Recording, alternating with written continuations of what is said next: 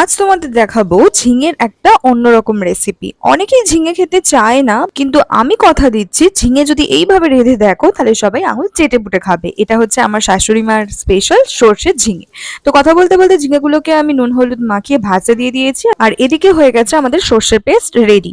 একটা ইনফরমেশন দিয়ে রাখি, যারা মিক্সিতে পেস্ট করো সর্ষে, তারা কিন্তু অবশ্যই সর্ষের সাথে সর্ষের তেল ইউজ করবে, তাহলে সর্ষে বাটা কখনোই তেতো হবে না।